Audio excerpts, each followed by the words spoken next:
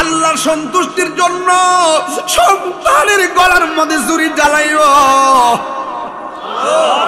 এটা ইতিহাসের পাতায় অস্ত্রসিক্ত নয়নে পড়তে কইরে বাবা। এবার ইব্রাহিম আলাইহিস সালাম সন্তানদের ডাক দিয়ে বলে, বাবা আমি তোমার এখানে জবাই করব, তুমি রাজি আছো তো? কই বাবা আমি আছি, সাতাজিদুনি ইনশাআল্লাহ মিনাস সাবিরিন, অবশ্যই আপনি আমাকে ধৈর্যশীল পাবেন। ও আব্বু গো, ও বাবা, আপনি যদি আমার জবাই করবেন, আমার 2-3টা কথা আছে। কয় কি কথা?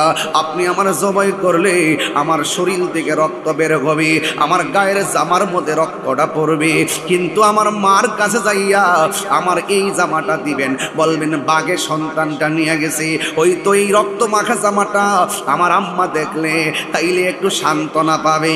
2 নম্বর কথা হলো, বাবা আমি আপনার একমাত্র সন্তান, আদরের সন্তান, কিন্তু আপনি যদি আমার জবাই করবেন, একমাত্র সন্তানের চোখের দিকে তাকালে পৃথিবীর কোনো বাবা চোখের দিকে তাকাইয়া সন্তানের গলায় ছুরি চালায়।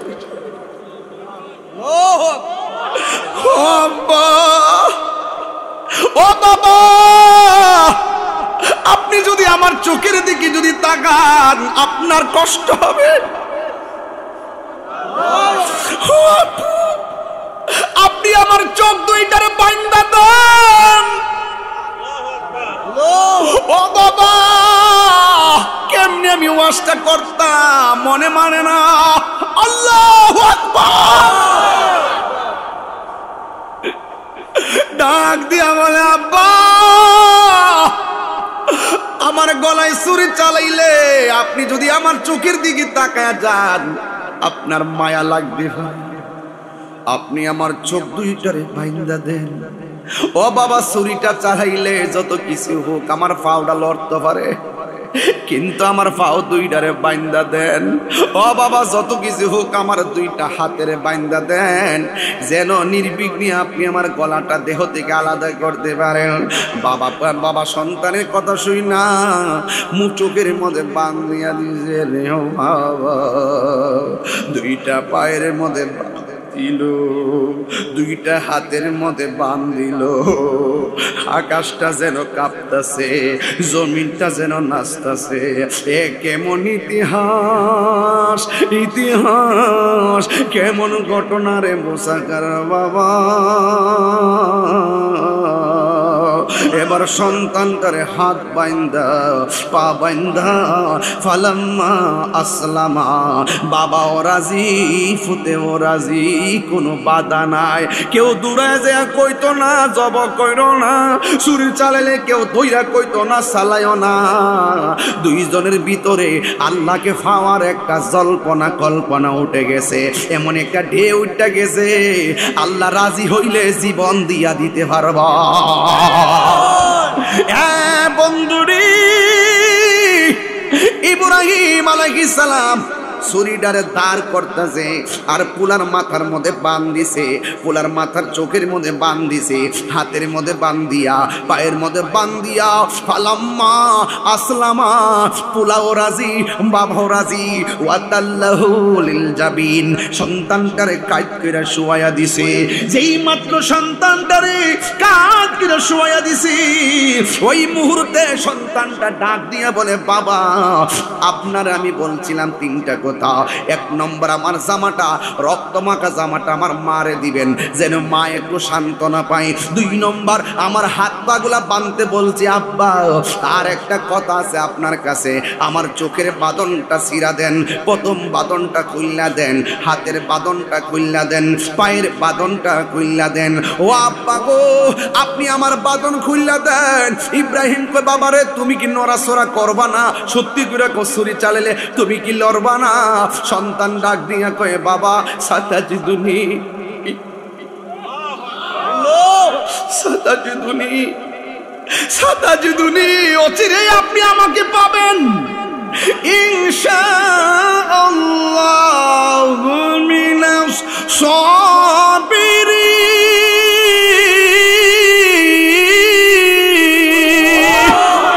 ও আব্বা গো, আমার হাত হাত একটু লড়বে না, আমার পা একটু লড়বে না। আপনি যদি আমার হাত পাও বাইন্দা জবাই করেন, তাইলে দুনিয়ার মানুষ কিয়ামত পর্যন্ত বলবে ইব্রাহিম আলাইহিস সালাম জোর কইরা তার সন্তানরা জবাই করছে। ইসমাইলের রাজি ছিল না, ইসমাইলের রাজি ছিল না, এই জন্য হাত পা বাইন্দা জবাই করছেন। আব্বা আপনি আমার হাত পাওটা খুললে দেন, আমার হাত পা একটু লড়বে না, আমি পৃথিবীর মানুষকে বুঝাইয়া যাইতাম যায় আপনি রাজি আমিও রাজি, একমাত্র আল্লাহর জন্য। জোরে জোরে কোন সুবহানাল্লাহ। ইয়া রাসূলুল্লাহ বাল্লা ইয়া রাসূলুল্লাহ বাল্লা। সবাই শরীক দেখবেন, সবাই শরীক, একটা হাত যেন বাদ না যা। ইয়া রাসূলুল্লাহ, সবাই জোরে আল্লাহ ইয়া রাসূলুল্লাহ, আমারি মতের নিদান কালে, আমারি মতের থাকিয়া নবী গো আমার সামনে, দেখিব আপনাকে আপন নয়নে, দেখিব আপনাকে আপন নয়নে। ইয়া রাসূলুল্লাহ বাল্লা ইয়া রাসূলুল্লাহ, মুনকার নকির আসিয়া সওয়াল করবে বসায়া, দিয়া নবী গো পর্দা মোটায়া, করিব সালাম কদম দরিয়া, করিব সালাম কদম দরিয়া। ইয়া রাসূলুল্লাহ লা ইয়া রাসূলুল্লাহ বাল্লা, আমারি মতের নিদান কালে, বলেন আমারি মতের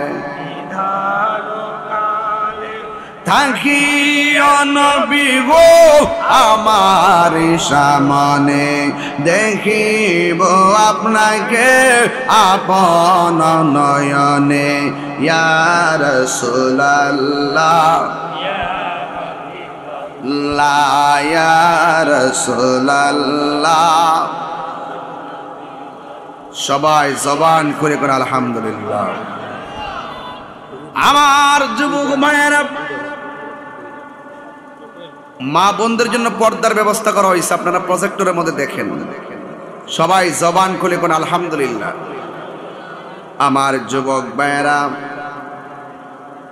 বেশি লম্বা চূড়া আলোচনা নয়, বিদায় বেলায় সবাইকে নিয়ে একটু জিকির আজকার করে চলে যাব, কিন্তু আমি আপনাদের কাছে কিছু প্রশ্ন ছেড়ে দিব, আপনারা জবানটা খুলে খুলে অ্যানসার দিতে হবে। রাজি আছি না নাই? আপনারা জবান খুলে বলেন ইজ্জতের মালিক কে? সাউন্ড একটু তুলে দাও। জবানটা খুলে বলুন ইজ্জতের মালিক কে? হায়াতের মালিক কে? মাহফিলে এনেছেন কে? আবার নিবেন কে? সবাই জবানটা খুলে বলুন হিসাব নিকাশের মালিক কে? এই দুনিয়ার জমিনে আল্লাহ রাব্বুল আলামিন আমাকে আপনাকে পাঠাইছে, টেন্ডার বাজি করার জন্য পাঠাই নাই, রাহাজানির জন্য পাঠাই নাই, জঙ্গিবাদিতার জন্য পাঠাই নাই, সন্ত্রাসীর জন্য পাঠাই নাই, চাঁদাবাজির জন্য পাঠাই নাই, দুর্নীতি করার জন্য পাঠাই নাই। যুবক ভাইরা আমার, আল্লাহ রাব্বুল আলামিন আমাদেরকে পাঠিয়েছেন। আমার আল্লাহ রাব্বুল আলামিন বলেছেন, ওয়ামা খালাকতুল জিন্না ওয়াল ইনসা ইল্লা লিয়াবুদুন।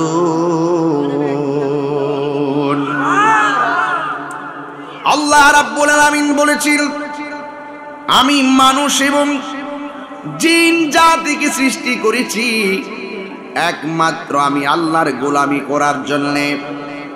এই জন্য আল্লাহর জমিনে গোলামি হবে একজনের, জবান খুলে বলুন তিনি কে? এই গোলামি করতে গেলে অনেক বাধা আসতে পারে কি পারে না? ডানে বাধা আসতে পারে, বামে বাধা আসতে পারে।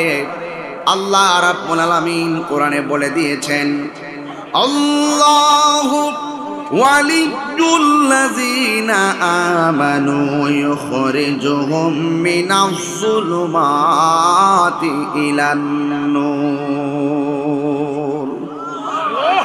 আল্লাহ রাব্বুল আলামিন বলেন, হে ঈমানদারগণ, যারা ঈমানদার তাদের অভিভাবক হলাম আমি আল্লাহ।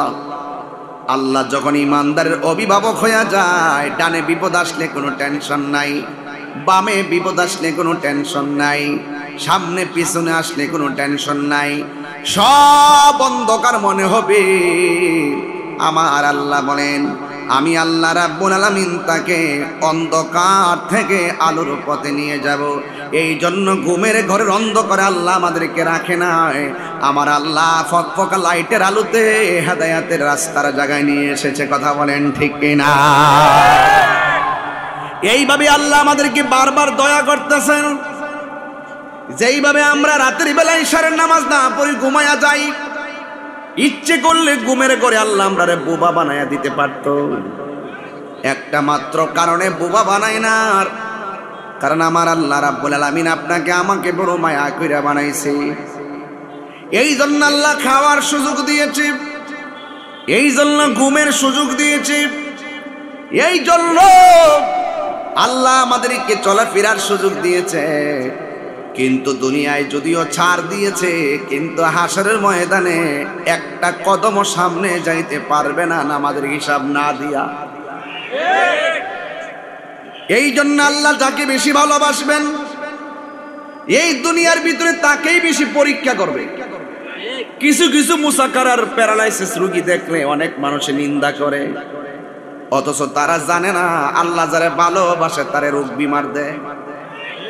অনেকের ঘন ঘন জ্বর উঠলে মানুষকে তোর জ্বর উঠছে, অথচ আমার নবী আপনার নবী বলেছেন যদি কাহারও জ্বর ওঠে আমার আল্লাহ রাব্বুল আলামিন জ্বরের মাধ্যমে তার সগীরা গুনাহগুলো মাফ করে দেয়।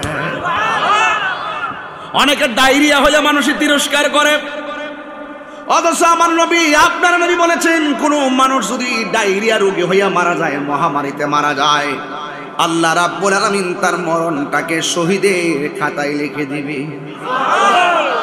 অনেক মানুষের ডেলিভারি কেসে মারা যায়, আল্লাহর হাবিব বলে যদি পৃথিবীর কোন মহিলা ডেলিভারির কেসে মারা যায়, আল্লাহ রাব্বুল আলামিন তার মরণটাকে শহীদের খাতায় লিখে দিবে।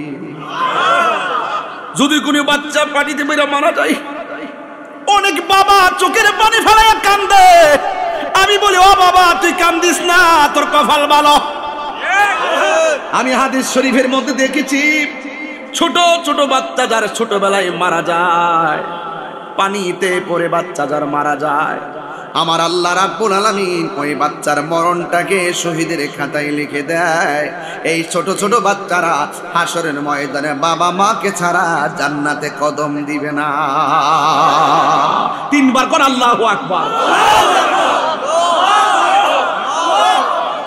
এত বড় ফ্যাসিলিটি আল্লাহ আমাদেরকে দিয়ে দিয়েছে। আমার যুবক ভাইরা বেশি লম্বা কথা বলবো না, টু দা পয়েন্টে কথাগুলো বলে দিয়ে যায়। এই জন্য বাচ্চা মারা গেলে, অভাব দেখা দিলে, রোগ হইয়া গেলে অস্থির হবেন না, ভরসা করতে হবে একজনের উপরে। জবান খুলে বলুন তিনি কে? মাছের পেটে ইউনূস নবী গেছে, মাছ নদীর নিচে, পানির নিচে ডুব দিয়া মানুষ বাঁচে না। আমার আল্লাহ রাব্বুল আলামিন ইউনূস নবীরে মাছের পেটের ভিতরে আমার আল্লাহ 40 দিন রেখে দিয়েছে। আমার যুবক ভাইয়েরা খবরদার, আইয়ুব নবীর দিকে তাকায়া দেখেন, অল বডিটারে পচাইতে পচাইতে আমার আল্লাহ হাড্ডি থেকে গোশত আলাদা করে ফেলাইছে। বিছানার মধ্যে শুয়ে আছে, পিছন দিক দিয়ে এত বড় গর্ত হয়ে গেছে, কীরা আর কীরা ভরে গেছে। আইয়ুব আলাইহিস সালাম বলে, আল্লাহ তুমি আমারে রূপ দিছো, আমারে সহ্য করার সুযোগ দিও, অল বডিটারে তুমি পচায়া দাও, আমার কোনো আপত্তি নাই। ও আল্লাহ, যত জ্বালাও জ্বলবো, যত পোড়াও পড়বো, আমার ধৈর্য ধারণ করার তৌফিক দিও।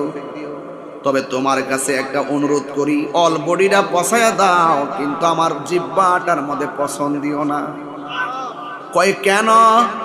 এই জিহ্বাটা যদি ভালো থাকে, অল বডি যদিও পচা একবারে নষ্ট হয়ে যায়, আমার কোনো আপত্তি নাই। এই জিহ্বাটা যদি ভালো থাকে, এই জিহ্বা দিয়ে আমি আমার আল্লাহর জিকির করতে পারবো। ইউসুফ আলাইহিস সালাম রে কুয়ার মধ্যে ফেলাই দিছে, নিচে পানি, কেউ নাই ধরার মতো।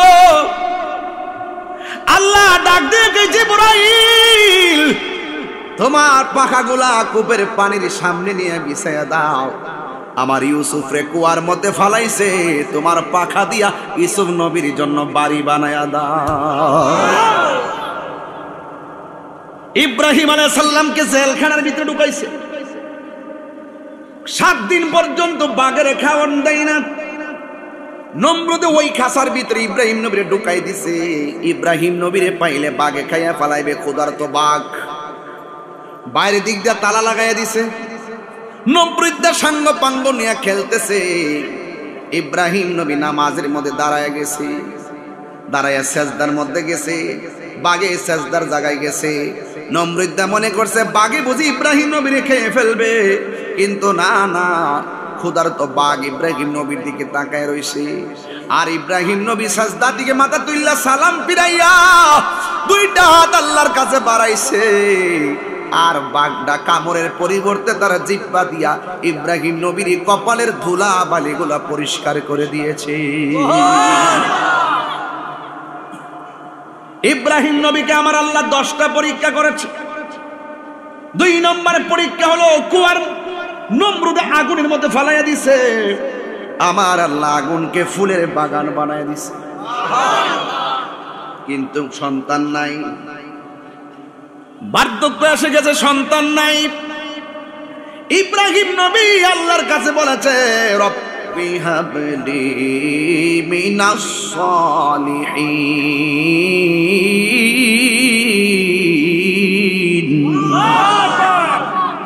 ও আল্লাহ,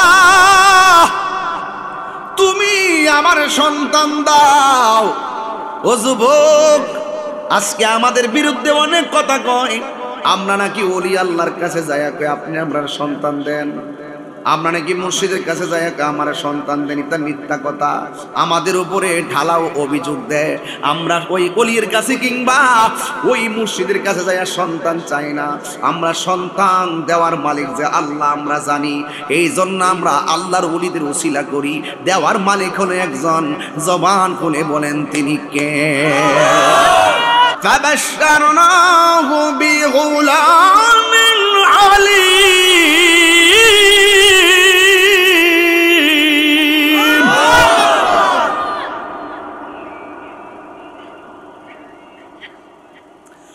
ইব্রাহিম আলাইহিস সালাম আল্লাহর কাছে সন্তান চাইছে, আমার আল্লাহ রাব্বুল আলামিন তাকে নেক ছেলে সন্তানের শুভ সংবাদ দিয়েছে। দীর্ঘদিন পরে সন্তান হয়েছে, মা বাবার মনে খুশি না বেজার? সন্তান হয় না, 12 বছর পরে যে মা সন্তানের শুভ সংবাদ পায়, ডাক্তার যদি বলে তোমার ছেলে সন্তান হবে, 12 বছর পর মায়ের মনটা ভালো না খারাপ? অস্থির হবেন না, অস্থির হবেন না, মাথা ঠিক রাখবেন। ওয়াজ শুনতেছেন আজকে, একদম টু দা পয়েন্ট আলোচনা। ইব্রাহিম আলাইহিস সালামকে আল্লাহ একটা সন্তান দিয়েছেন, ওই সন্তানের নাম হলো হযরতে ইসমাঈল আলাইহিস সালাম। খুশি না বেজার? কিন্তু আমার আল্লাহ রাব্বুল আলামিন ইব্রাহিম নবীর করে সন্তান দিয়া, একদিন ইব্রাহিম আলাইহিস সালাম হাজেরাকে ডাক দিয়া বলে, হাজেরা, হাজেরা চলো, নীরব একটা জায়গায় যাব, যেখানে কোনো গাছপালা নাই, মানুষ নাই, নীরব জায়গা। সন্তান তার স্ত্রী এবং সন্তানকে লইয়া ওই মরুভূমির প্রান্তরে চলে গেছে। মরুভূমি এমন একটা মরুভূমিতে গেছে যেখানে কোনো পানি নাই, যেখানে কোনো মানুষ নাই, যেখানে পাখি নাই, যেখানে মানুষের চলাচল নাই, এমন একটা জায়গায় ইব্রাহিম নবী তার সন্তানকে নিয়ে গেছে। তার সাথে ছিল হযরত ইসমাঈল আলাইহিস সালাম। যেই মাত্র ওই জায়গায় গেল, ওই মুহূর্তে যাওয়ার সময় কিছু শুকনা খাবার নিয়ে গেছে, এক মশক পানি নিয়ে গেছে। হঠাৎ করে ইব্রাহিম আলাইহিস সালাম হাজেরাকে ডাক দিয়া বলে, হাজেরা, ও হাজেরা গো, আমি কিছু করার নাই, তোমাকে আর তোমার সন্তানকে এখানে রেখে চলে যেতে হবে। হাজেরা ডাক দিয়া কি এমন একটা জায়গায় আনছেন যেখানে মানুষ নাই, আপনি আমার স্বামী, আপনি চলে যাইতেছেন, আমাদের পানি শেষ হয়ে গেলে, খাবার শেষ হয়ে গেলে আমরা কি খাবো? হাজেরা সন্তানকে নিয়ে চিন্তায় পড়ে গেছে। ওই মুহূর্তে হাজেরা ডাক দিয়ে কয়, স্বামী গো, আপনি কি আপনার নিজের ইচ্ছায় যাইতেছেন নাকি অন্য কোনো কারণে? ইব্রাহিম আলাইহিস সালাম কয়, হাজেরা, যিনি সন্তান দিয়েছেন তিনি ঘরের বাহির করেছেন, বাহিরে সন্তান আর তোমার নিয়ে এখানে রেখে যেতে হবে এটা আমার সিদ্ধান্ত নয়, আমাকে হুকুম করেছেন একজন। জবান খুলে বলুন তিনি কে? আর বড় করে বলেন তিনি কে? এই আওয়াজে মানি না রে মুসা কারার বেড়াই, জবানটা খুলে কোন দয়ার মালিক কে? যার কেউ নাই তার কি আছে? হাজেরা কয়, স্বামী গো, আপনি আমার ঘরের বাহির করছেন, আল্লাহ বলেছেন, আপনি আমাকে এখানে নিয়ে এসেছেন, আল্লাহ বলেছেন। আল্লাহ যদি বলে থাকে আপনি আমাদেরকে এই অবস্থা রেখে চলে যাওয়ার জন্য, আপনি চলে যান, আপনাকে বাধা দিব না। তবে একটা কথা জেনে রাখেন যে আল্লাহ আপনাকে নির্দেশ করেছেন আমাদেরকে এইভাবে রেখে যাওয়ার জন্য, আমাদের কোনো টেনশন নাই। আমার বিশ্বাস হলো ওই আল্লাহ আমাকে আর আমার সন্তানকে না খাওয়াইয়া মারবে না।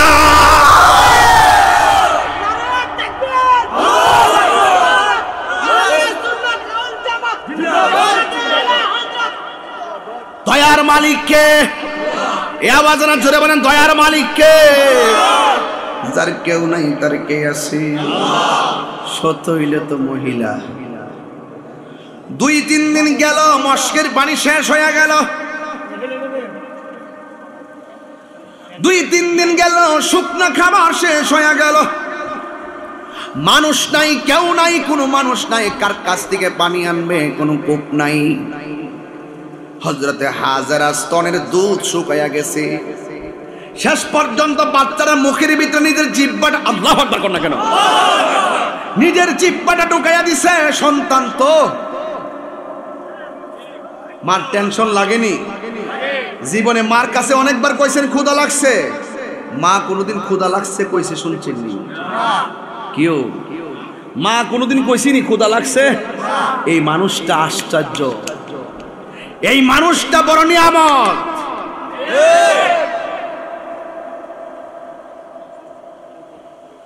এই ছেলে, এই সমস্যা কি তোমার?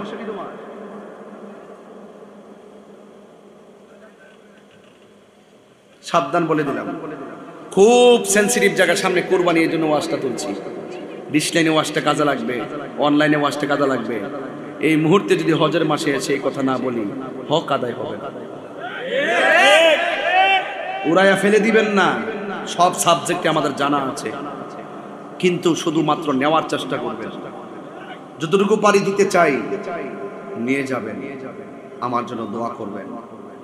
আরে মার স্তনে দুধ শুকায় গেছে, মা সন্তানের সুখের জন্য, একটু শান্তির জন্য নিজের জিহ্বাটা ঢুকাইয়া দিছে। এত বড় কঠিন একটা মুহূর্ত, আপনি কিভাবে ব্যাখ্যা করবেন? সাধারণ জিনিস না। আবার বইলে দিছে যান, আপনার রব যদি বইলা থাকে আপনি যান, আল্লাহ পাক আমার আর আমার সন্তানটা না খাওয়া মারবে না। তার ইমানি কথাটা কত বিষয়, এটার প্রমাণ দরকার আছে না?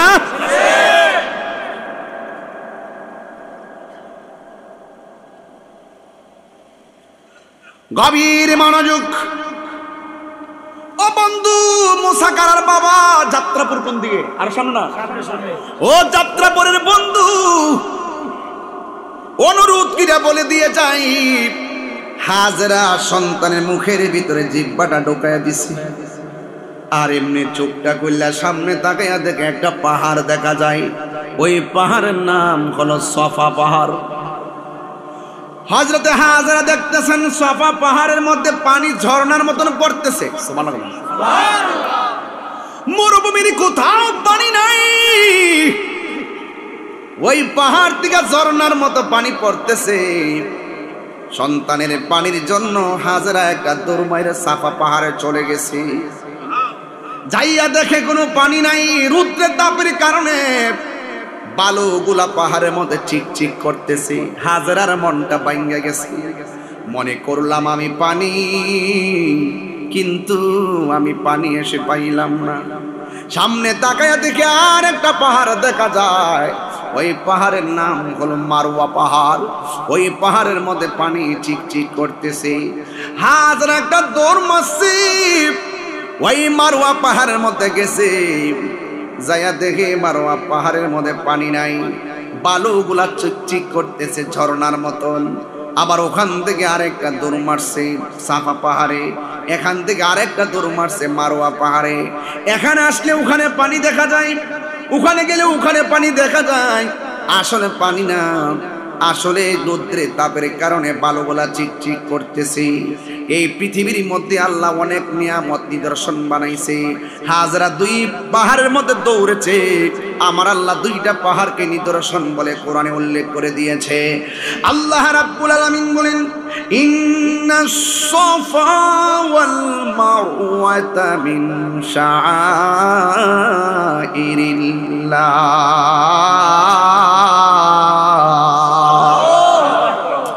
আল্লাহ কোরআনের ভিতরে উল্লেখ করেছেন, নিশ্চয়ই সাফা এবং মারওয়া দুইটা পাহাড় হলো আল্লাহর নিদর্শন।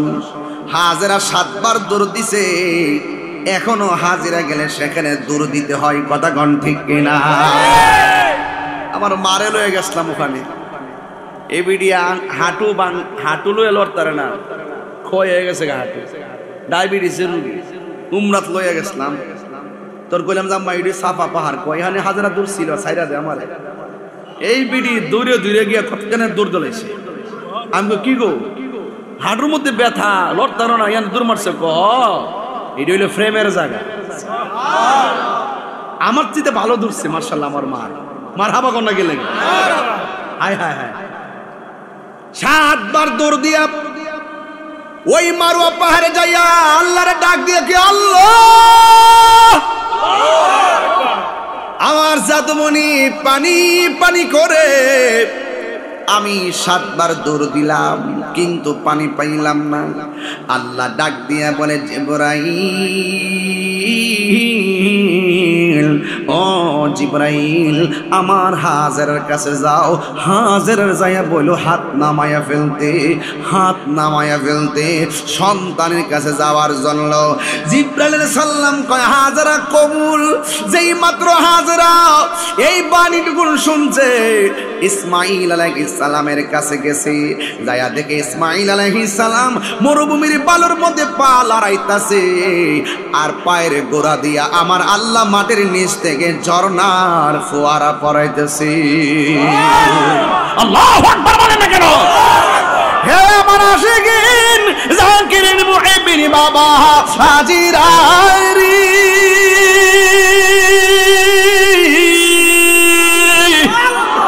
যার কেউ নাই তার কে আছে।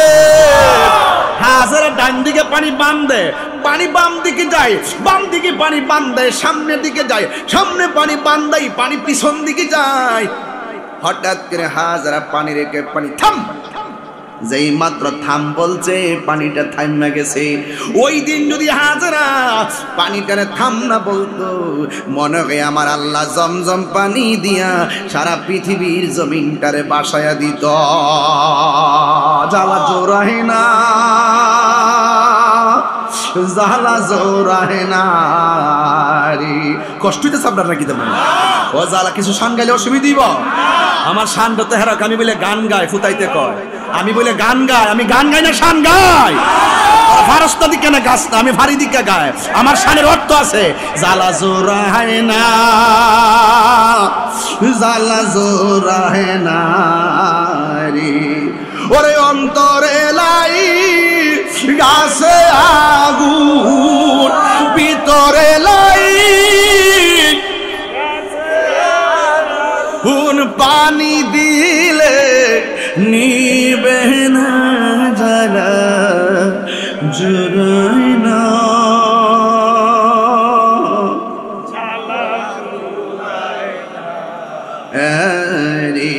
জ্বালা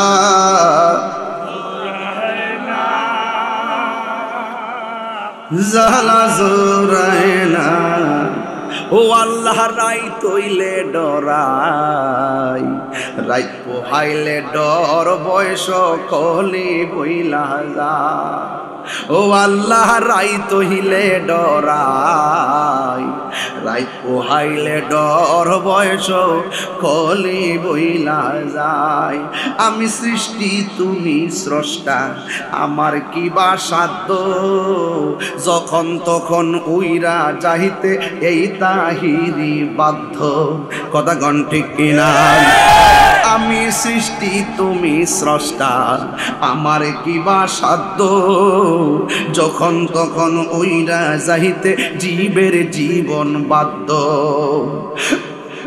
সক্ষমতার প্রতিপাদ্য হর হামেশা গাই সক্ষমতার প্রতিপাদ্য হর হামেশা গাই আল্লাহ রাই তৈলে ডরাই রাইত পোহাইলে ডর বয়স কলি বুইলা যায় আল্লাহ রাই তৈলে ডরাই রাইত পোহাইলে ডর বয়স কলি বুইলা যায় কর্মগুণে মর্ম ভুলে অসার কার্য করি রসে রঙ্গে বাইতে বাহিতে ও কুল গাঙ্গে তরি কথা কণ্ঠে কিনা হারে কর্মগুণে অসার কার্য করি রস রঙ্গে বাইতে বাহিতে ও কোন গাঙ্গে তরি কুল ফিরাও দয়াল কান্ডারি পারের মালিক সাই কুল বিরাও পারের কান্ডারি পারের মালিক সাই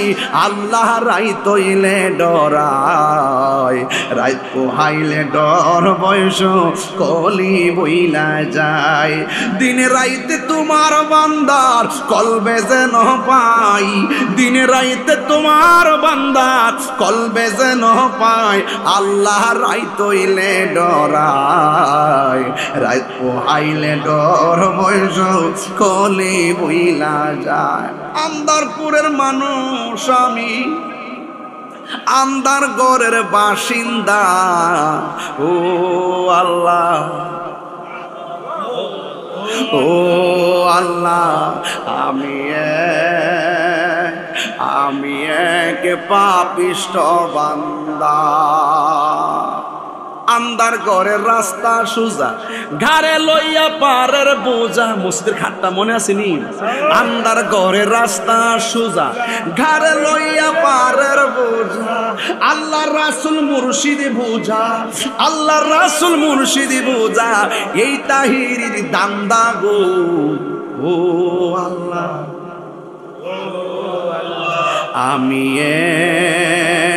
আমি এক পাপিষ্ঠ বান্দা যার কেউ নাই তার কে আছি মরুভূমির বালিতে নিচ থেকে পানির ঝর্ণা উঠাইছে কে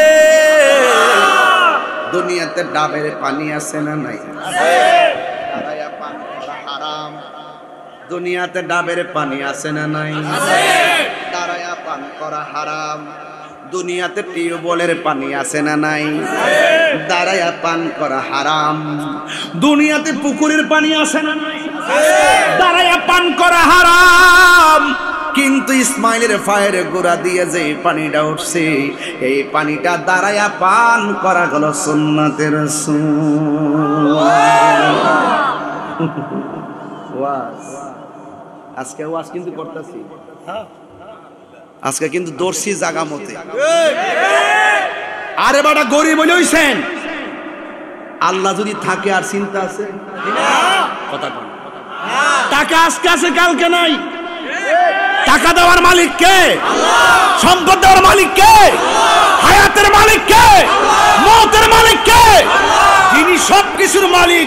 কুল ইন্না সলাতি ওয়া নুসুকি ওয়া মাহইয়ায়া ওয়া মামাতি লিল্লাহি রাব্বিল আলামিন। আমার জীবন, আমার মরণ, আমার নামাজ, আমার কুরবানি একজনের জন্য। জবান খুলে বলুন তিনি কে? এবার হাজেরা আর হাজেরার সন্তান ইসমাইল, সুবহানাল্লাহ, মোটামুটি চলাফেরা করতে শিখছে। আর ওই দিক দিয়ে ইব্রাহিম নবীর ঘন্টা বাজছে। আল্লাহ কইতাছে, এই ছেলে, তোমার সমস্যা কি বাবা? কিতা কও? কিতা কিতা কিতা হেড দি ফেড হই নাই, কিতা লাগছে পু? আরে বলা রে বলা দিছ শেষ করে। হ্যাঁ, ফেডের ঘরে ফ্যাক্টরি। যা বাবা যা, দুনিয়ার খাওয়ান বাদ দে, আবার জিকিরের খাওয়ান লইয়া যাও বাবা। গিজাউল কালবে জিক্রুল্লাহ, কলবের খাদ্য হলো আমার আল্লাহর জিকির। কথা বলেন, কথা বলেন, ঠিক কি না? আর 10 মিনিট সময় দিবেন আমার ইনশাল্লাহ? অসুবিধা হবে না তো ইনশাল্লাহ? আজকে ওয়াজ বেশি করতেছি মনে হইতেছে, কুলাইতাম মানে গুছাইতাম পারতাছি না, লম্বা হইতেছে, অসুবিধা দিব? ইব্রাহিম নবী, আরে বেটা 1.5 ঘন্টা গেছে না, ফ্যানটা আর শৈল লাগাই, অসুবিধা না, আমার গরম লাগছে, তোমরা লাগেনি বাবা? বাজান ওনার শৈল দেন, ওনার শৈল দেন। আমি গাম থেকে ফেতা ফেতা হইতেছি, হেয়ার ফিটটা রাখছে ফ্যানটার বরাবর। আহলের উপর আহল।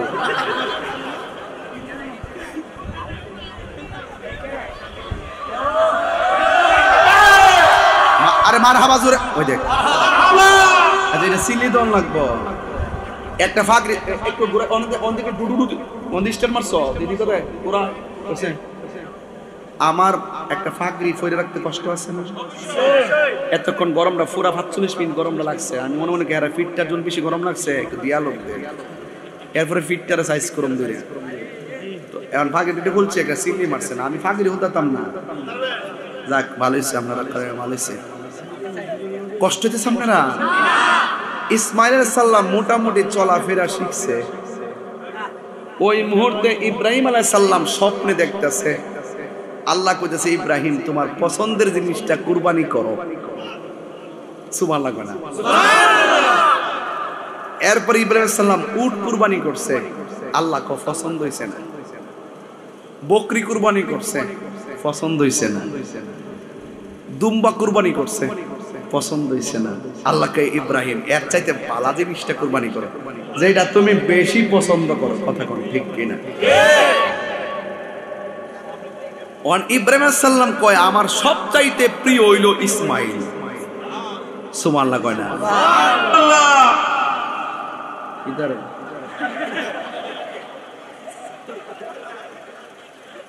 সব সিনেমা লয়ে দিবছি আজকে। আমি মনে করছি ওই ইন্ডিয়ার হুইসেলটা মারি দিছি। আল্লাহু আকবার, জোরে কোন সুবহানাল্লাহ, হামদুলিল্লাহ, সুবহানাল্লাহ, হামদুলিল্লাহ, লা ইলাহা, একদম একদম প্রেম নিয়ে, প্রেম নিয়ে, সুবহানাল্লাহ, লা সুবহানাল্লাহ, হামদুলিল্লাহ, লা ইলাহা আল্লাহ, বলো লা ইলাহা। এবার ইসমাইল আলাইহিস সালাম মোটামুটি চলাফেরা করতে জানেন। ইব্রাহিম নবী এত পশু কুরবানি দিল, আমার আল্লাহ কই পছন্দ হয় না, চোখের পানিগুলা ছেড়ে দিবেন, দেখবেন আপনার জীবনটা বড় ধন্য হয়ে যাবে। ও যুবক, ইব্রাহিম নবী মনে মনে কয়, যতই কুরবানি করে না কেন আমার সবচাইতে পছন্দের কোনো ইসমাইল। এবার তিনি ওই জায়গা থেকে বাড়িতে আসলেন। হাজারাকে কেমনে বলবেন আমি স্বপ্নে দেখছি তোমার পোলারে জবাই করছি, পৃথিবীর কোনো মা মানবে না, পৃথিবীর কোনো মা মানবে না। এই জন্য ইব্রাহিম আলাইহিস সালাম তার সন্তান ইসমাইলকে ডাক দিয়ে বলে বাবা ইসমাইল, ফালাম্মা বালাগা মাআহু সাইয়া, যখন ইসমাইল আলাইহিস সালাম মোটামুটি চলাফেরা করতে পারে তখন ইব্রাহিম আলাইহিস সালাম আয়েশা ছেলেরে ডাক দিয়ে ক্বালা ইয়া বুনাইয়া ইন্নী আরা ফিল মানামি আন্নী আযবাহুকা ফানজুর মাযা তারা। ও বাবা, ও আব্বুরি, আমি স্বপ্নে দেখলাম আমি তোমারে জবাই করছি, এই ব্যাপারে তোমার মতামত কি? আমার বাবা যদি আমার এই কথা কইতো বাড়ি ঘর ছাইরা আমি বাইকে যাইতাম, কিন্তু যেমন বাবা তেমন সন্তান, যেই সন্তানের পায়ের গোড়া থেকে জমজমের পানি বের হয়, এই সন্তানটার দাম আল্লাহর কাছে কম না বেশি? এ বন্ধুরি, ও যুবকের দল, এবার ইসমাইল আলাইহিস সালাম কি জবাব দিতে শুননা যান। ইসমাইল আলাইহিস সালাম বলে ক্বালা ইয়া আবাতি ফাল মা তুমার সাতাজিদুনি ইনশাআল্লাহু মিনাস সাবিরিন। ও বাবা, আপনি যা স্বপ্ন দেখেছেন আপনি তাই বাস্তবায়ন করুন, অবশ্যই আপনি আমাকে ধৈর্যশীল পাবেন, আমি রাজি আছি। আপনারা জবান খুলে কন্যা আল্লাহু আকবার। এরপর ইব্রাহিম আলাইহিস সালাম যখন সন্তান থেকে ইতিবাচক শব্দটা শুনলো, সন্তানকে বাবা আমি রাজি আছি। এবার ইব্রাহিম আলাইহিস সালাম তার স্ত্রী হাজেরাকে কেমনে বলবেন জবাই করতে যাই, এই কথা না বইলা ডাক দিয়া বলে হাজেরা তোমার সন্তানটারে সুন্দর করে সাজায়া যাও, একটা ভিআইপি বাড়িতে দাওয়াত খেতে যাব। এই কথা বইলা সুন্দর করে আতর দিয়া লুবান দিয়া সুন্দর করে তারে সাজায়া সুজায়া ড্রেস পরাইয়া একেবারে বাবার সঙ্গে দিয়া দিছে। ইব্রাহিম আলাইহিস সালাম সন্তানটার সাথে লইয়া রওনা দিছে। আর ওই দিক দিয়ে শয়তান ইসমাইলের কাছে যখন চলে আসলো, শয়তান আইসা ডাক দিয়ে কয় ইসমাইল তুমি কোথাও যাইতেছো? কয় আমি আমার আব্বার সঙ্গে যাইতেছি। কয় তোমার আব্বা তো তোমার জবাই কইরা ফালাইবো। এবার ইসমাইল আলাইহিস সালাম পাত্তর হাতে লইয়া সন্তানের শয়তানের কপালের মধ্যে মাইরা কয় মরদুদ শয়তান দূর হয়ে যা। এখনো হাজিরা সেখানে গেলে কঙ্কর মারতে হয়, কথা কোন ঠিক কিনা? এই মারতে হয় কিনা কোন নাকি লেগা?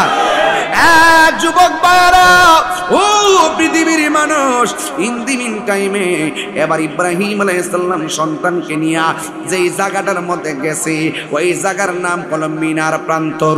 জুরে কোন নামটা কি? ওই মিনা প্রান্তরে নিয়ে গেছে যেখানে হাজিরা হজ করতে গেলে দম দেওয়া লাগে, যেখানে হাজিরা গেলে কোরবানি দেওয়া লাগে রে বাবা। যে এই জায়গার মধ্যে কোরবানি দিতে হয়, দম দিতে হয়। ইন্দি মিন টাইমে ইব্রাহিম আলাইহিস সালাম সন্তানকে নিয়ে ইব্রাহিম আলাইহিস সালাম তার সন্তান ইসমাইল আলাইহিস সালামকে ডাক দিয়ে বলে বাবা আকাশ যেন কাঁপতেছে, ফেরেশতারা যেন হা করে তাকায় রইছে। সন্তান আল্লাহকে পাওয়ার জন্য বাবা তার সন্তানের গলায় ছুরি চালাইবে, আল্লাহর সন্তুষ্টির জন্য সন্তানের গলার মধ্যে ছুরি জ্বালাইব। এটা ইতিহাসের পাতায় অশ্রুসিক্ত নয়নে পড়তে হইরে বাবা। এবার ইব্রাহিম আলাইহিস সালাম সন্তানকে ডাক দিয়ে বলে বাবা আমি তোমার এখানে জবাই করব, তুমি রাজি আছো তো? কই বাবা আমি আছি, সাতাজিদুনি ইনশাআল্লাহু মিনাস সাবিরিন, অবশ্যই আপনি আমাকে ধৈর্যশীল পাবেন।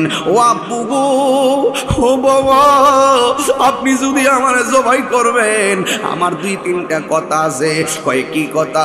আপনি আমার জবাই করলে আমার শরীর থেকে রক্ত বের হবে, আমার গায়ের জামার মধ্যে রক্তটা পড়বে, কিন্তু আমার মার কাছে যাইয়া আমার এই জামাটা দিবেন, বলবেন বাগে সন্তানটা নিয়ে গেছে, ওই তো এই রক্ত মাখা জামাটা আমার আম্মা দেখলে তাইলে একটু সান্ত্বনা পাবে। দুই নম্বর কথা হলো বাবা আমি আপনার একমাত্র সন্তান, আদরের সন্তান, কিন্তু আপনি যদি আমার জবাই করবেন একমাত্র সন্তানের চোখের দিকে তাকালে পৃথিবীর কোনো বাবা চোখের দিকে তাকাইয়া সন্তানের গলায় ছুরি চালাবে।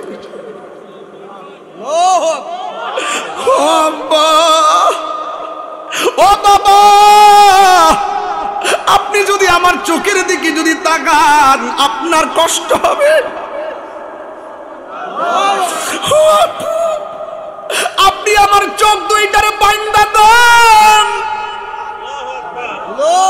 ও বাবা, কেমনে আমি ওয়াজটা করতাম মনে মানে না।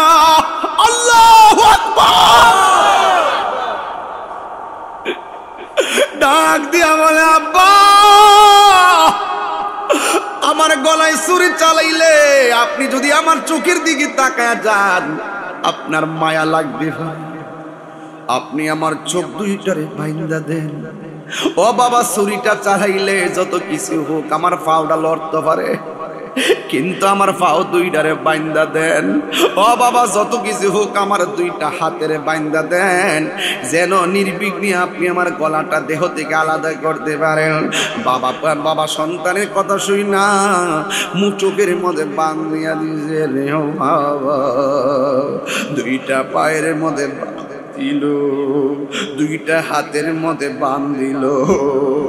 আকাশটা যেন কাঁপতাছে, জমিনটা যেন নাচতাছে। এ কেমন ইতিহাস, ইতিহাস কেমন ঘটনা রে মোসাকার বাবা। এবার সন্তানটারে হাত বাইন্দা পা বাইন্দা ফালাম্মা আসলামা, বাবাও রাজি ফুতেও রাজি, কোনো বাধা নাই। কেউ দূরে যায় কইতো না জব কইরো না, ছুরি চালাইলে কেউ ধইরা কইতো না চালাইও না। দুইজনের ভিতরে আল্লাহকে পাওয়ার একটা জল্পনা কল্পনা উঠে গেছে, এমন একটা ঢেউ উঠে গেছে আল্লাহ রাজি হইলে জীবন দিয়া দিতে পারবা।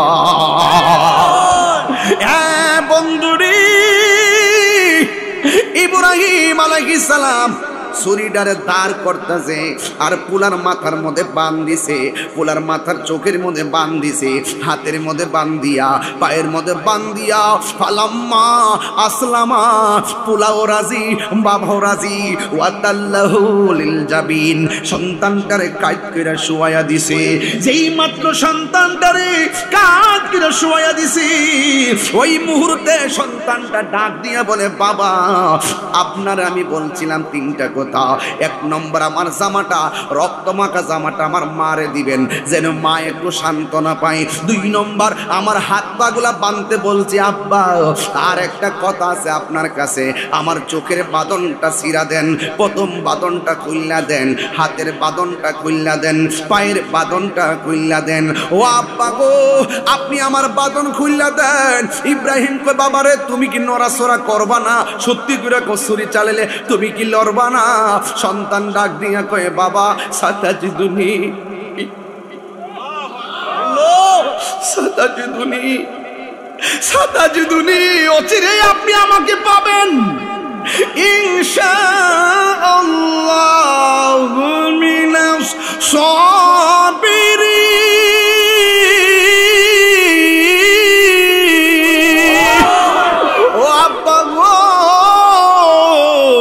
আমার হাত একটু লড়বে না, আমার পা একটু লড়বে না।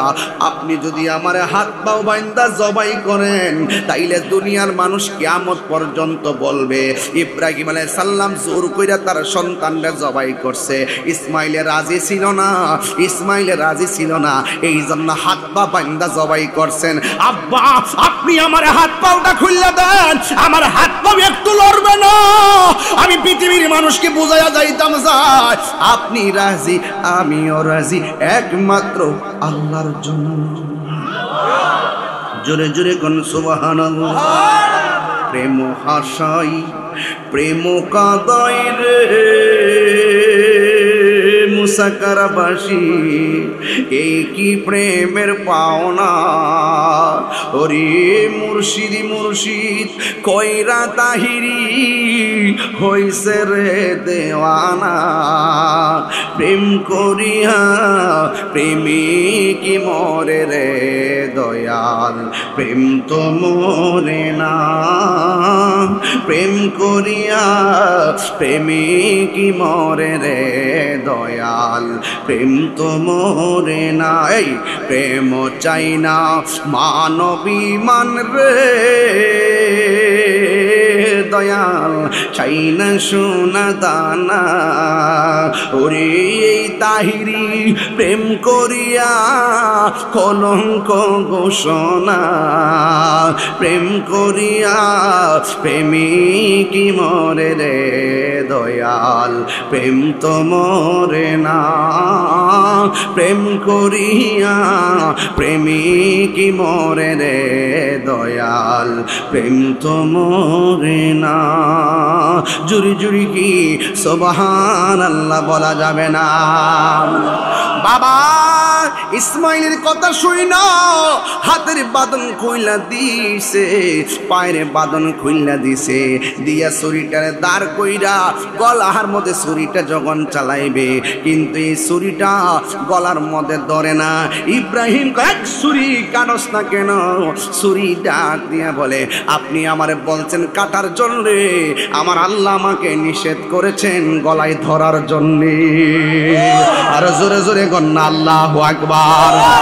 আল্লাহ ডাক দিয়া কয়, জিবরাইল যারে যা জান্নাতে যা, যাই একটা দুম্বা লইয়া ইসমাইলের কাছে যা, ইব্রাহিমের কাছে যা।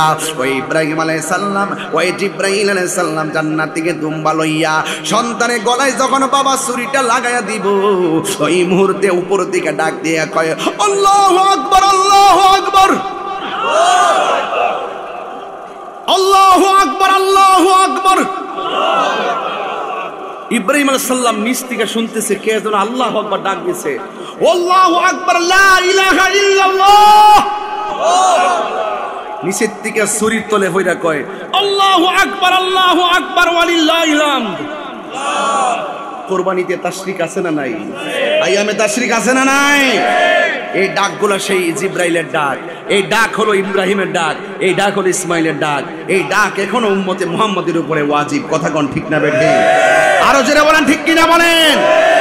ইব্রাহিম আলাইহিস সালাম ছুরি রেখে দিছে, আওয়াজটা শুনে ছুরিটা সামনে ডিল মারছে, একটা পাথরের মধ্যে পইরা একটা পাথর দুইটা ভাগ হইয়া গেছে, কিন্তু ইসমাইলের গলার ভিতরে ওই ছুরিটা ধরে নয়।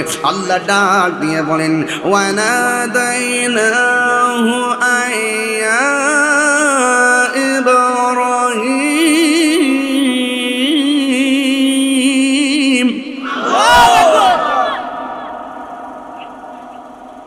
قد صدقت الرؤيا إنا كذلك نجزي المحسنين।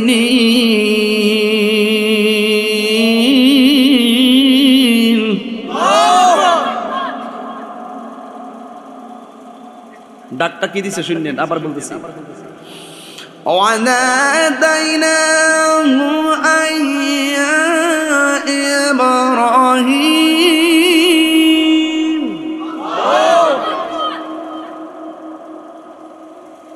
এই ইব্রাহিম।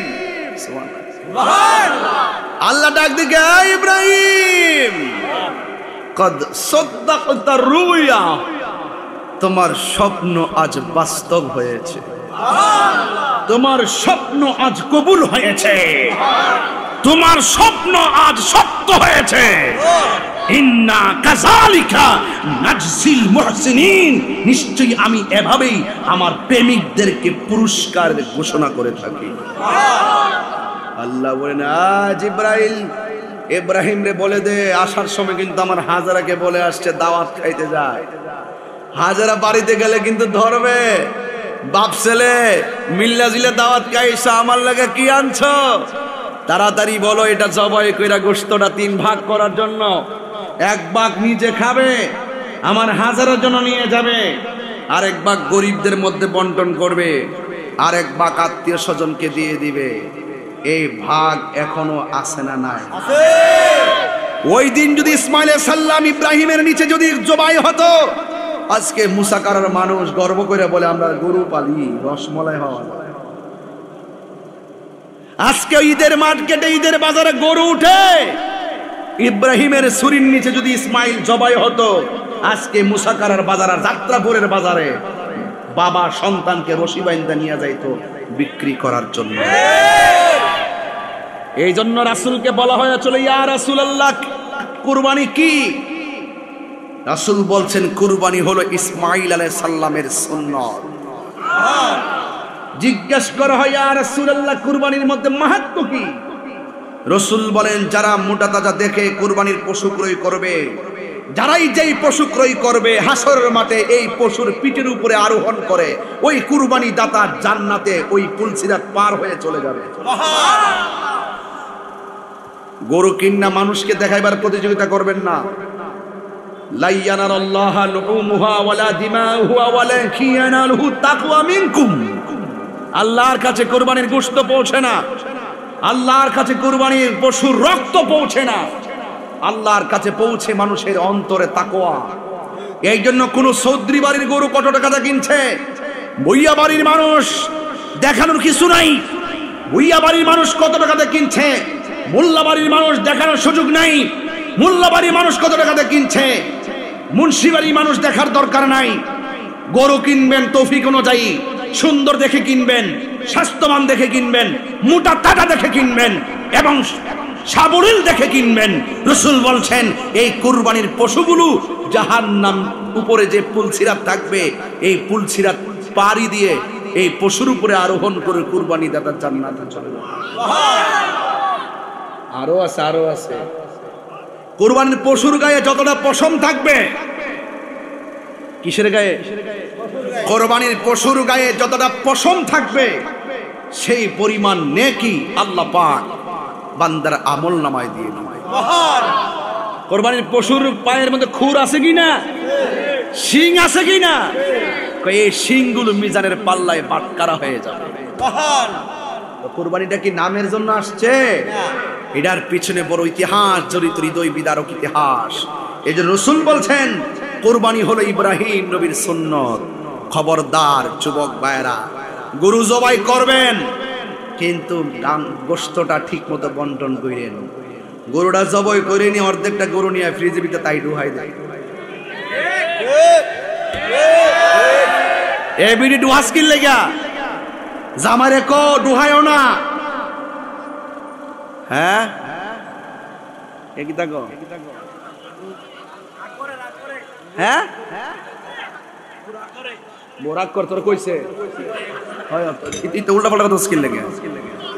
আরে আমি বলতেছি গরুর গোশতটা জবাই করার পরে আগে তিনটা ভাগ করবেন, কইরা গরিবেরটা গরিবে দিবেন, আত্মীয় স্বজন দিবেন, নিজেরটা নিজে খাইবেন।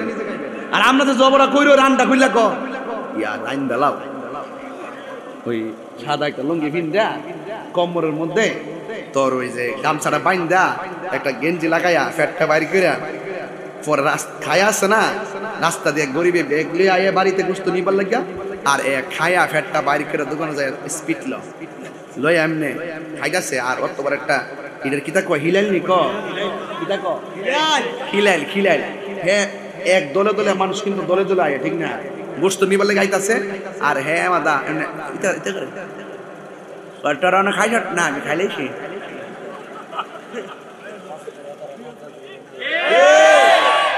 তারা খাই না, আমি খাইলে খাই কোন সময় খাইলেছি, কোন সময় খাইলেছি ফ্যাট তারা করো ফ্যাটটা।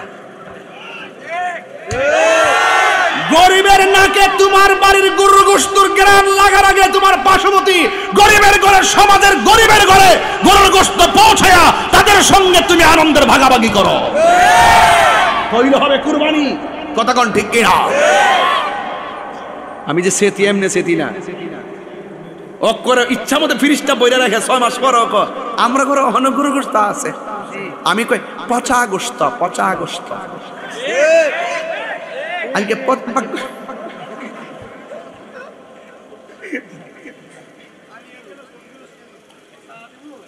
না আর পরে দে কথা এবারে দিতে পারস না।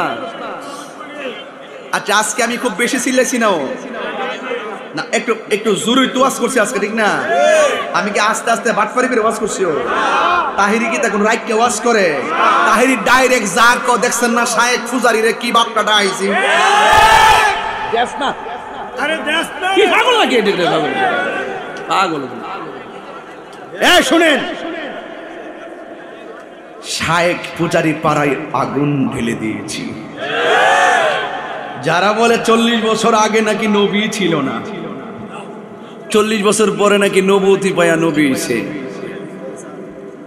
এদের সঙ্গে আমাদের কোনো সম্পর্ক আছে? খবরদার, কাহার সঙ্গে আমার ব্যক্তিগত কোনো আক্রোশ নাই। যখন আপনি নবীর বিরুদ্ধে কথা বলবেন, আমি তাহির আপনাকে ছাড়ব না। একবার আমার হুজুর নবীর বিরুদ্ধে কথা কইছে, আপনি মামলা করতে যান কি লেগে? তো মামলার আলটিমেটাম দিছি কি লেগে? তোমরা যদি বক্তব্য দো বড় বড় সমাবেশের ভিতরে নবী বিদ্বেষীদের বিরুদ্ধে সংসদ আইন পাস করতে হবে, তাদেরকে মৃত্যুদণ্ড দিতে হবে, বলে কি বলে না? তো এটা তো তোমরা কত, আমি যে কইছি যে নবী বিদ্বেষী বক্তব্য দিছে তার বিরুদ্ধে মামলা করো, তোমরা তো আমি তো মামলার কথা না কইছি, তোমরা তো মৃত্যুদণ্ডের কথা বলো। তো এটা তোমরা কথা হওয়া উচিত, আমার কথা হওয়া উচিত। যারা নবীর বিরুদ্ধে কথা বলবে তাদের বিরুদ্ধে আইন দরকার আছে, কথা কোন ঠিক না? এমন শেখের বিরুদ্ধে কথা কইছি, শরীরে আগুন লেগে গেছে গা, আর নবীর বিরুদ্ধে কথা কইছে তোমার জ্বলে না, তোমার গায়ে লাগে না। এগুলা কি পূজারি? শায়েক পূজারি। কথা একটাই, শায়েক পূজারি বেদাতি, কথা কোন ঠিক না বেডি? এই বেদাতি এবং শায়েক পূজারীদের সাথে আমাদের কোনো সম্পর্ক, আমার আহমদুল্লাহ সাহেবের সাথে আমার ব্যক্তিগত কোনো দ্বন্দ্ব নাই। তিনি যখন বলছেন 40 বছর পর্যন্ত নবী ছিলেন না, আর আমার দাবি ছিল নবী দুনিয়াতে আসছেই নবী হইয়া, দুনিয়াতে আসার আগেও নবী ছিল, দুনিয়াতে আসছেই নবী হইয়া, 40 বছরে নবুয়ত পাইয়া কোরআন পাইছে, ওহী পাইছে, নবুয়ত প্রকাশ হইছে। 40 বছর পর্যন্ত নবী নীরব ছিল, কথা বলে নাই, কেন? আল্লাহর অর্ডার পায় নাই। 40 বছর পর আল্লাহর অর্ডার পাইছে, নবী দাওয়াত দিছে, কথা কোন ঠিক কিনা? তো এই জন্য যারা বলবে 40 বছর আগে নবী ছিল না, এদের গবেষণায় অনেক ত্রুটি। অনেকে আবার আমারে বলে যে আমি নাকি অক্টোবর হুজুরের বিরুদ্ধে কথা বলছি।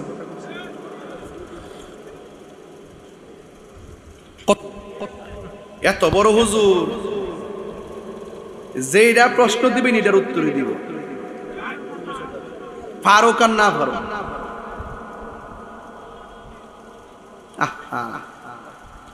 যাই হোক, নবীর বিরুদ্ধে কেউ অবস্থান নিলে আমরা এটা মানব। আমি যেখানে ভুল ধরছি তারা এখানে কোনো কথা বলে না, না বলে আমারে বোঝা নবী 40 বছর আগে নবুয়তি পাইছে, আমি বলি এটাও স্বীকার করছি। পাবলিক রে বুঝাইতে চাই, পাবলিক রে বুঝাইতে চাই। আমি যেখানে ভুল ধরছি এখানে কোনো কথা নাই, ওরা স্টেজ উঠতেই তাহিরি তো আমরা আলেমই মনে করি না। আমি কি তা এই জন্য ভুল ধরছি? একটা রিক্সাওয়ালাও যদি সঠিক ভুল ধরে, এটার আমার মূল্যায়ন করতে হবে। আমি যাতে কোনো ওয়াজ করছি, আমি নাকি ওয়াজ ওইটা কিচ্ছা কাহিনী করি, কোরআনের আয়াত কিতা একটা পড়ছি, একবার কোরআন থেকে ওয়াজটা করলাম, এরপর এরা তো ওয়াজ শুনে না, ওই খণ্ডিত অংশগুলো শুনে শূন্য শূন্য শূন্য শূন্য আমার বিরুদ্ধে লাগে। তোমরা তো আমার বিরুদ্ধে মামলা পর্যন্ত করতে গেছলা, আমি একজন মানুষের না ধরছি, আমার এলেম নাই, কালাম নাই, বাবা কিচ্ছু আমি জানি না। ছোট্ট মানুষটার ধরাই তোমাদের শায়েক পাড়ায় আগুন লাগিয়ে গেছে গা। আর 101 জন আলেম তো আমার পক্ষে বক্তব্য দিছে, আমার এটা সঠিক। ওই আলেমরা যখন ঠিক মতো মারলেন বা ধরবো, এখন না গড় সিজন থেকে কেউ ধরতেছে না, যদি ওই মিল্লা ধরে তাহলে নিশ্চিত আপনাকে কিন্তু জবাব দিতে হবে। আর আপনার পক্ষে যেগুলো আসছে না, এগুলো দালাল। ওরা ওনার আহমদুল্লাহ সাহেবের যে বক্তব্য, এই ব্যাপারে ওরা কোনো কথা বলে না। আজকে দেখলাম একজন বক্তব্য দিতেছে, আল্লাহ বলে সর্বপ্রথম সৃষ্টি করছে কলম, হেরার সমস্যাটা গোড়ার ভিতরে। আর আমরা বলি আল্লাহ পাক যখন কিছু সৃষ্টি করে নাই, তখন আমার নবীর নূরকে সৃষ্টি করছে। তো দ্বন্দ্ব তো দুনিয়াত না, এটা তো রুহানি জগতে লেগে গেছে, হিয়ানি তো লেগে গেছে গা, হিয়ানি তো মানে না, তো এটা মানবো? এরপরে আল্লাহ পাক নবীরে প্রথম বানায়া অন্যান্য নবীদেরকে বানাইছে, অন্যান্য নবীদেরকে বানায় আল্লাহ অঙ্গীকার নিছে, আমি তোমাদের মাঝে একজন রাসূল পাঠাবো, তোমরা দুনিয়াতে যাইয়া যদি সেই রাসূলকে পাও, তাকে তার প্রতি ঈমান আনবা এবং তাকে সাহায্য করবা। তোমরা কি আমার কথা মেনে নিয়েছো? নবীগণ রুহানি জগতে বলছে যে হ্যাঁ আমরা মেনে নিয়েছি। আল্লাহ বলছেন তোমরাও সাক্ষী থাকো, আমিও সাক্ষী আছি। জোরে কোন সুবহানাল্লাহ। তো যারা আজকে 40 বছর নবুয়ত প্রকাশ হওয়ার আগে নবী ছিল না বলে তারাই কিন্তু নবীজিকে যে সবার আগে সৃষ্টি করছে এটা মানে না। এটা মানে তারা মানে ওই সব নবীদেরকে নিয়ে আয়াতে মিসাকটা মানে, কিন্তু আয়াতে মিসাক নেওয়ার আগে তো নবীদের কাছ থেকে ওয়াদা নেওয়ার আগেই তো আল্লাহ সর্বপ্রথম আমার নবীরে বানায় রাখছে। তারা সর্বপ্রথম যে নবীরে বানাইছে এটাই তারা মানে না। ওই দিক দিয়া নবীকে সর্বপ্রথম সৃষ্টি করছে এটা মানে না। আর এই দিক দিয়া নবীর 40 বছর নবুয়ত প্রকাশের আগে যে নবী ছিল এটাও মানে না। তাইলে বোঝা গেল ডাল মে কুছ কালা হ্যায়। আসলে মূলত দ্বন্দ্বটা ওখান থেকেই। নবীরে যদি সবার আগে সৃষ্টি মানতো, এই দিক দিয়েও মা আমেনার মাস থেকে রাসূল দুনিয়াতে প্রকাশ হওয়ার পর তাকে নবী মানতো। এক দালালে ওই গতকাল বলতেছে নবী 40 বছর মক্কায় যে চলছে, এই 40 বছর নাকি কোনো মানুষ নবীকে নবী বলে ডাকতো না। পরে আমি সবাই নাকি ডাকতো আব্দুল্লাহর বেটা মোহাম্মদ। নাউজুবিল্লাহ বলবেন না? আচ্ছা, এটা কি ডাকের সিস্টেম হইল?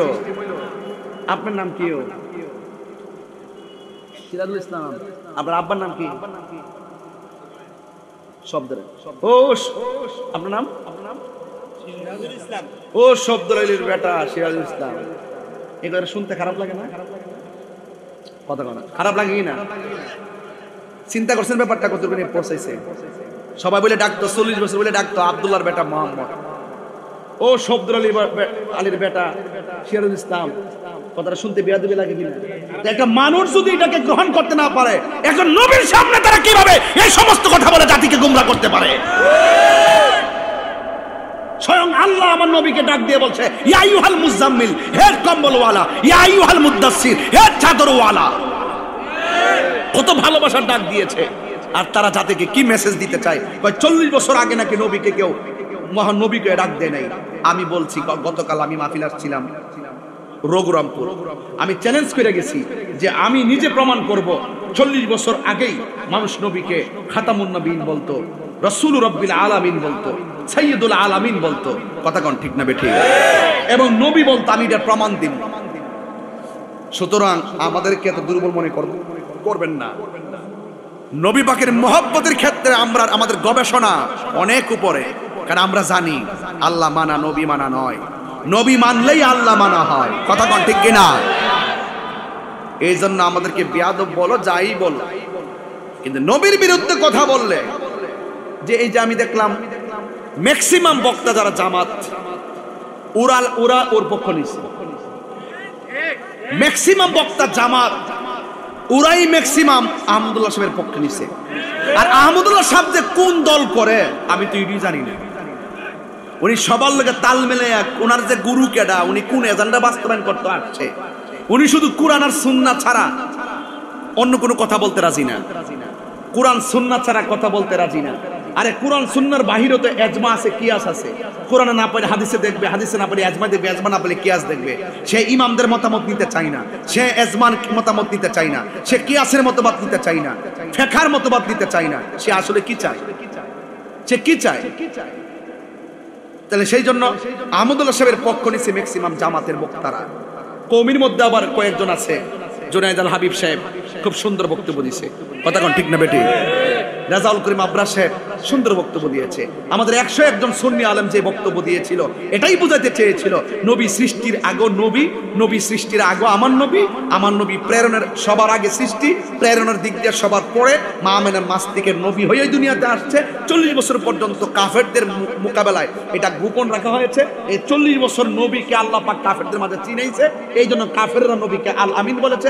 40 বছরের মাথায় রসুলকে ওহী দিয়েছেন, কোরআন পেয়েছেন, রসুল দ্বীনের দাওয়াত দেওয়া শুরু করছেন। যারা মানছে তারা আবু বকর হয়ে গেছে, যারা মানে নাই তারা আবু জেহেল হয়ে গেছে।